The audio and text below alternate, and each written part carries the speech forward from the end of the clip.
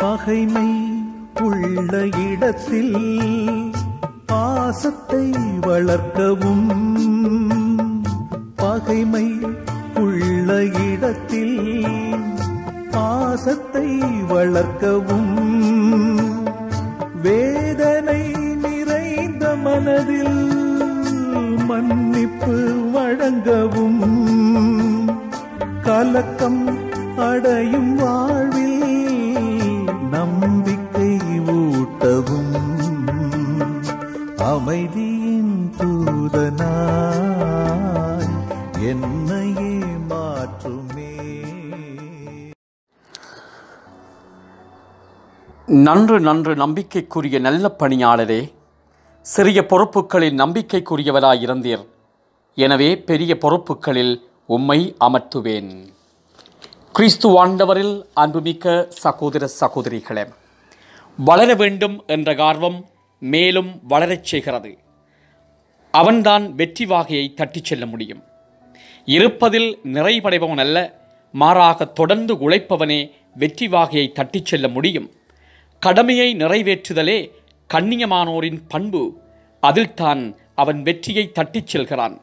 இன்றைய சமுதாயத்தை பார்க்கும் போது மாணவ சமுதாயமானது பள்ளிக்கூடம் போகாமல், பாடம் படிக்காமல், பரீட்சையும் எழுதாமல் பாஸாக வேண்டும், அதுவும் அதிகமான மதிப்பெண் எடுக்க வேண்டும் என்ற ஒரு விதமான போக்கிலே சென்று கொண்டிருக்கிறது. அடுத்தவனை ஏமாற்றி, அடுத்தவனை சுரண்டி, அடுத்தவனிடமிருந்து கொள்ளையடித்து, தான் உழைக்காமல் அடுத்தவரிடமிருந்து எடுத்ததில் யதார்த்தமான ஒரு வாழ்க்கை வாழ்ந்து கொண்டிருக்கிறது இன்னொரு சமுதாயம். சமுதாயத்தில் இரண்டு தரமான மக்களை நாம் பார்க்கலாம். ஒருவன் வெற்றி பெற வேண்டும், அதனால் உழைக்கிறான். மற்றவன் உழைக்காமல் அடுத்தவனை ஏமாற்றி வாழ வேண்டும் என்று நினைக்கிறான். பவுலடிகளார் இதைத்தான் அழகாக கோடிட்டு காட்டுகிறார். உழைக்காதவன் உண்ணலாகாது, அது கடவுளுக்கு ஏற்றது அல்ல. மாறாக தம் சொந்த உழைப்பில் வாழ கற்றுக்கொள்ள வேண்டும் என கூறுகிறார். விவிலியத்தை படிக்கிற பொழுது அடுத்தவனை ஏமாற்றி அதிகமான வட்டி வாங்கி பிழைத்திருக்கிறார்கள் சோம்பேறி கூட்டங்கள். இதை இயேசு வன்மையாக சாடுகிறார். இன்றைய நற்செய்தியை பார்க்கும் போது இயேசு உழைக்கிறவன் உண்மையில் வெற்றி வாகையை தட்டிச் செல்வான் என்கிறார்.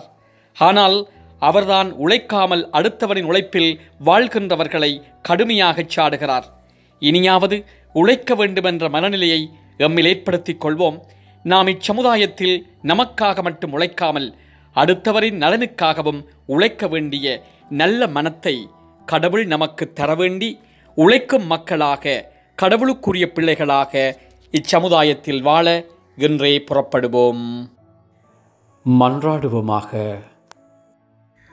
அன்பின் பரலோக பிதாவே, இயேசு ஆண்டவரே, தூய ஆவியானவரே, உம்மை போற்றுகிறோம், உம்மை வாழ்த்துகிறோம். ஆண்டவரே, உமக்கு ஆராதனைகள் செய்கிறோம். நீங்கள் எங்களுடைய வாழ்க்கையிலே செய்து வருகிற எல்லா விதமான நன்மைகளையும் எண்ணி வியந்து மகிழ்ந்து உளமாற நன்றி சொல்கிறோம். இன்னொரு புதிய நாளை எங்களுக்கு தந்திருக்கிறீரே. இந்த நாள் முழுவதும் உம்முடைய அன்பு பிரசன்னத்தை நாம் அனுபவிக்க செய்திடலாம். ஆண்டவரே, இன்றைய நாளில் நாம் செய்ய இருக்கிற வேலைகளை ஆசீர்வதியும், எமது குடும்ப வாழ்வை ஆசீர்வதியும். குடும்பத்தில் உள்ள ஒவ்வொருவரும் அன்பு கொண்டு வாழ, ஒற்றுமையோடு வாழ எங்களுக்கு ஆசீர்வாதம் தாரும். ஆண்டவரே, நாம் சிந்திப்பவை, நாம் செய்ய இருப்பவை அனைத்தும் வெற்றியில் நிறைவேறச் செய்திடலாம். மேலாக நாம் என்றும் உமக்கு பிரமாணிக்கமாக வாழ எங்கள் ஒவ்வொருவரையும் கரம் பற்றி வழிநடத்தும் நல்ல தந்தையே. ஆமேன், ஆமேன். தளர்ச்சி ஓங்கும் பொழுது மனதிடம் தழைக்கவும், தளர்ச்சி ஓங்கும் பொழுது மனதிடம் தழைக்கவும், இருளே சூடும் வேளை ஒளியை ஏற்றவும், துயரம் வாட்டும் நேரம் உதயம் காணவும், அமைதியின் தூதனாய் என்னையே மாற்றும்